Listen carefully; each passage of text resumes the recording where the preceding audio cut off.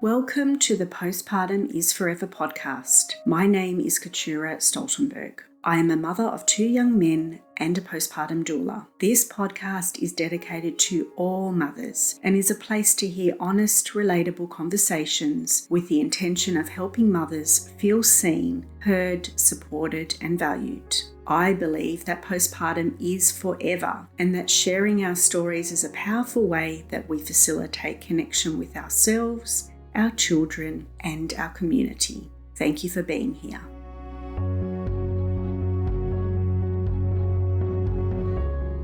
Welcome.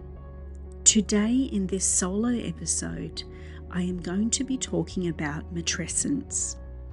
This is part 1 of a series of episodes where we will broaden the conversation on this topic.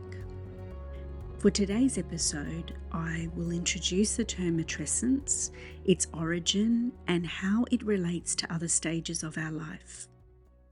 On this podcast, you will hear me referring to the word matrescence quite a bit. Have you heard of this word? Do you know what it means? Matrescence. What about if I said adolescence? Does that sound more familiar to you? The word matrescence was coined by Dana Louise Raphael, born in the United States in the year 1926. Dana was an anthropologist and breastfeeding advocate. She used this intriguing word to describe the process of becoming a mother. A word that can be said to be a noun, that is, mother, but also an adjective to describe this word of what it truly means to grow into a mother. Interestingly, Dana Raphael also coined the word doula to refer to those who attend to a woman in her matrescence. This tells us that the role of a doula was initially intended not so much for the birth, although birth doulas have a pivotal role in a woman's birthing experience, but rather for the postpartum period.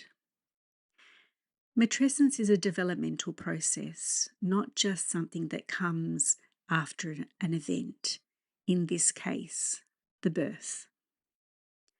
Dana says the critical transition period which has been missed is matrescence, the time of mother becoming.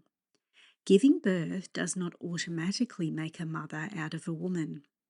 The amount of time it takes to become a mother needs study. I quoted this from Dana Raphael, Matrescence, Becoming a Mother, A New Old Rite de Passage, 1975. You see, the conceiving, growing, and birthing a baby is really only one piece of the act of being a mother. It is the noun. To really grow into this role as a mother is a much more complex developmental process. Dana Raphael recognised that birthing a mother may not happen the instant her baby is born. The birth of a mother is a process which takes time to develop. Fast forward to more recent times, and Aurelie Athen is a clinical psychologist and faculty member at the Teachers College, Columbia University in New York. She reinstated the term matrescence to explain the powerful psychological transition a woman experiences when she becomes a mother. She has dedicated her life's work to studying the identity shifts and all of the changes women experience throughout their lifetime. Aurelie describes matrescence as this, I quote, "The greatest story never told." Recall, if you can, your adolescence. How did you feel? What did you look like? What were your struggles? Did you feel a little moody and emotional? Did the responsibilities you were being dealt feel overwhelming and something that you didn't quite feel equipped to handle as yet? Was your body and skin changing in ways that were uncomfortable and awkward? What about your friendships, relationships, and sense of belonging? Did those things too feel a little transient, less predictable and fragile? To quote the words of Aurelie Athen, she says, much like adolescence, it is an experience of disorientation and reorientation marked by an acceleration of changes in multiple domains. So let's look at these changes, and I'll list the actual ways in which an adolescent, as well as a mother, will change as she transitions into her new identity. This is not a non-exhaustive list, but these are many of the ways that she's impacted. Hormonal, biological, physiological, structural, neurological, emotional, social, relational, behavioural. Are you seeing the similarities between adolescence and matrescence? The process of adolescence is transitional. We recognise it as a rite of passage, in fact. But matrescence is like adolescence. So a mother is trying to also reconcile her relationship with her post-birth body, her identity, her place in the family, and her emotions. These changes bring a level of discomfort, perhaps confusion, vulnerability, disappointment, anger, guilt, and fear.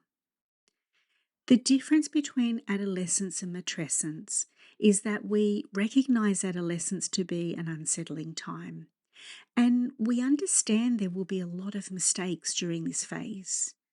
We offer time, patience, communication, understanding and support. On the other hand, we are not so compassionate in our expectations of mothers. We do not always offer them the same time, patience, communication, understanding, and support during matrescence, which is actually another rite of passage.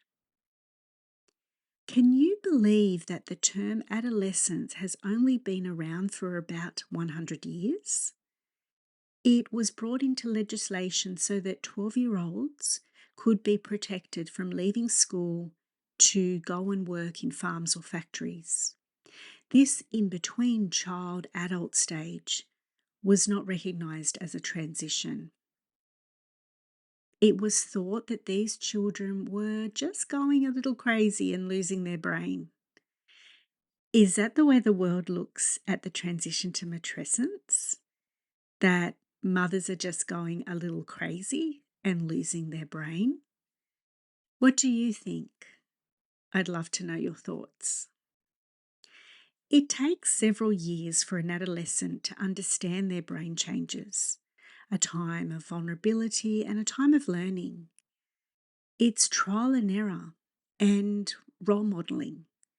There's a back and forth between the child within them and the adult that they are becoming. The changes in a mother's brain are way more.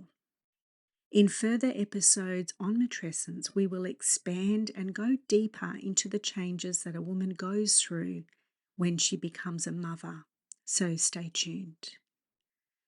Whilst we only go through adolescence once in our lifetime, matrescence happens each and every time we are pregnant and each time we birth a baby, whether our baby was miscarried, born alive, or sleeping. Whether our child is adopted or we are the primary caregiver or not, we still go through matrescence. And it affects us differently each time. Alexandra Sachs, a reproductive psychiatrist, says, matrescence is hard, but it's also profound, and that's what makes it human. So how long does matrescence last, you might ask? The short answer is that it does not end. Of course, from a hormonal, reproductive, and brain development perspective, there is a critical window that has an end date, after which the intensity of shifts or surges decrease. However, from a psychological and learning perspective, Matrescence will last for a lifetime. So what does matrescence mean for you and for me? It means that when you become a mother, you become a different person. If you feel like you've changed, it's because you have.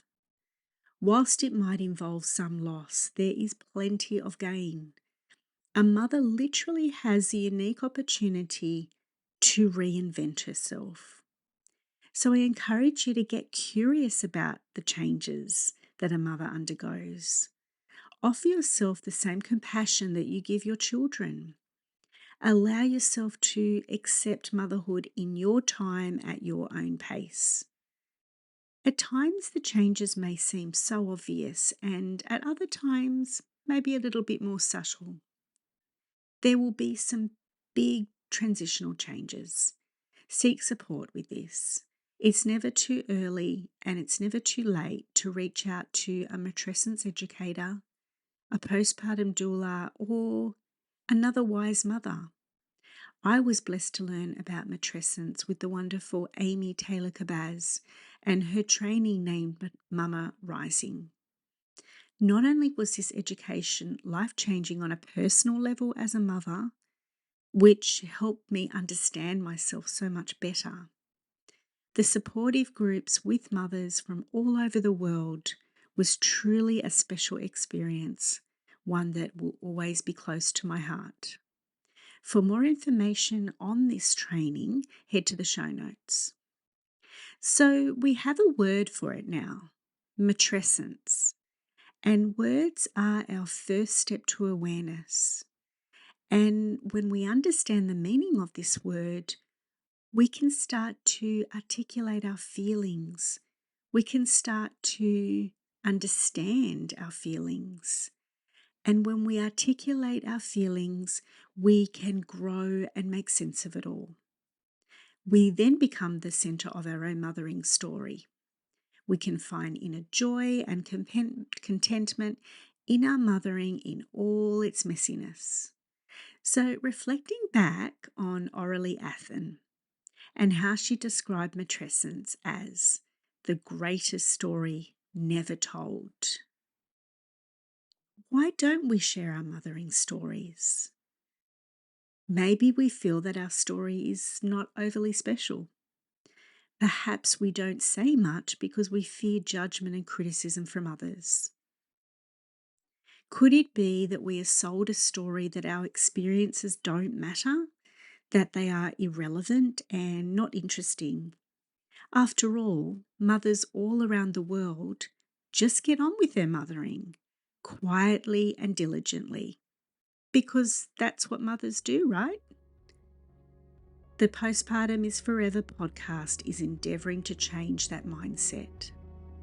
Our mothers are raising the next generation, and on the whole, they are doing their absolute best to offer their children opportunities for learning and growth, emotional intelligence and humanity. But they can't do that without support. Support is not only deserving, it's necessary. This is a podcast where mothers are able to share their experiences because their stories matter. And in listening to their stories, we in turn feel seen and heard and maybe a little less alone. Thank you for being here. I hope that you enjoyed this episode and that it offered something helpful to your own mothering experience. If it has left you with any insights or questions, please do reach out via my socials at Motherhood with Katura, and so that we can get these conversations out to more mothers, I'd be grateful if you could like, share and review this podcast, and we'll see you next time.